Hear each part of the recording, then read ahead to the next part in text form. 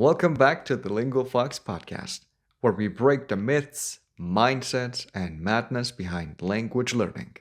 I'm Abbas, and today we're going straight into the heart of frustration. I know you study, you watch videos, follow series, you memorize vocabulary, and yet you still can't speak fluently. Why? What are you doing wrong? Are you studying the way you should? And so many other questions will be answered in this episode. This episode is called I Study Every Day, so why am I still not fluent? Let's get into it. A huge number of language learners mistake activity for progress. First, let's make one thing clear. Studying and improving are not always the same. A lot of learners confuse being busy with being productive. You feel good after a long study session, but weeks go by and no real change in your fluency. Why? Because passive study creates passive results. Let me give it to you straight. You won't speak fluently just by watching English videos or doing grammar drills. That's like watching workout videos and expecting six-pack abs. It's like going to the gym, sitting behind the window, and watching everyone exercise. How does that even help you? In no way. Does it motivate you? What do you need that motivation for?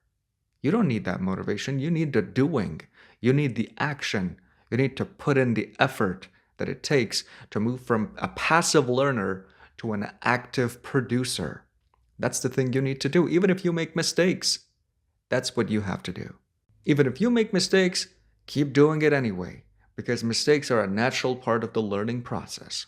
And let's assume you make mistakes and you are sad about it.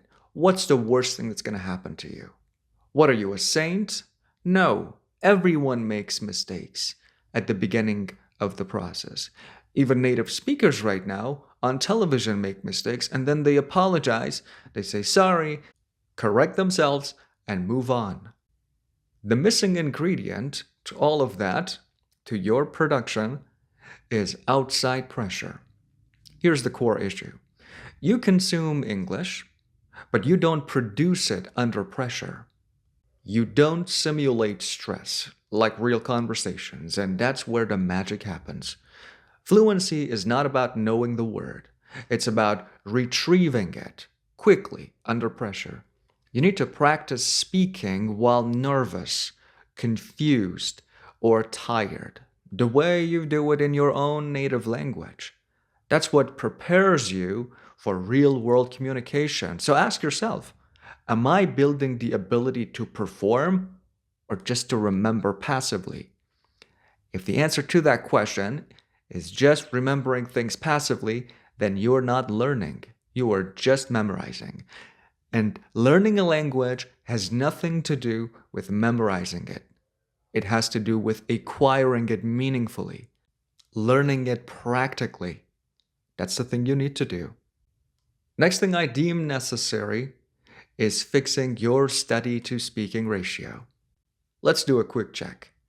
In the last 7 days, how much time have you spent watching or listening to English content? And when I say English content, I mean authentic English content. Content produced by native speakers of English residing in the United States or in England or in Australia or in New Zealand. How much time have you spent practicing vocabulary? How much time have you spent doing grammar exercises? Now compare that to how much time you spoke in English, out loud, with real effort, and ideally under some time pressure. For most learners, the ratio is 90-10 or worse. If that's you, it's time to flip it, or at least rebalance it. At this point, you need output-heavy practice. Produce, produce, produce. Produce even with the fewest numbers of words you know. Produce even with the fewest numbers of words that look silly. Produce. Produce.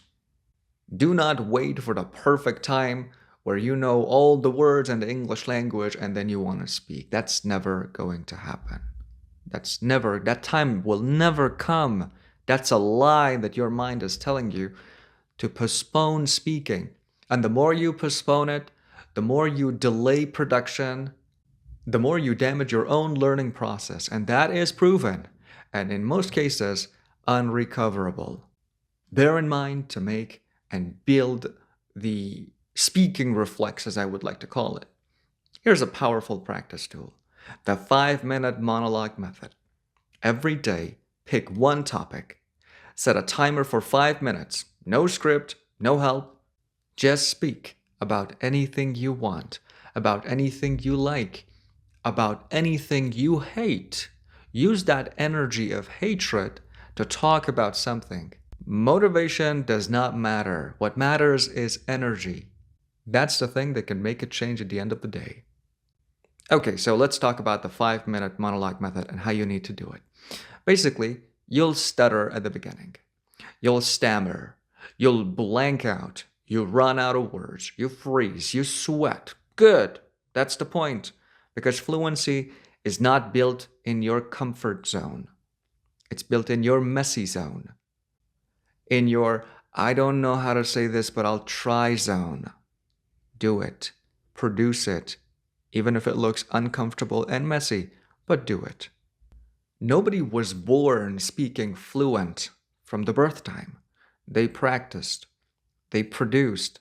They made a lot of mistakes, corrected themselves. They fell. They went back up, dusted themselves off, and moved forward. No one is born with fluency. Fluency is built. If you feel like you're doing everything right and still not seeing results, chances are you're studying around the problem instead of facing it. Fluency is not about knowledge. It's about retrieval, pressure, rhythm, and recovery. So if you want to change your fluency, change how you train for it. Record yourself speaking for 5 minutes on one topic every day for 7 days. Doesn't matter if it's bad. The goal is volume, not perfection. DM me on Instagram or send me a voice message of yours. I'd love to hear your progress. If this episode helped you, share it with someone who's tired of feeling stuck. You're not alone, but you can break through. Until next time, keep pushing, keep producing, and stay fluent. Goodbye.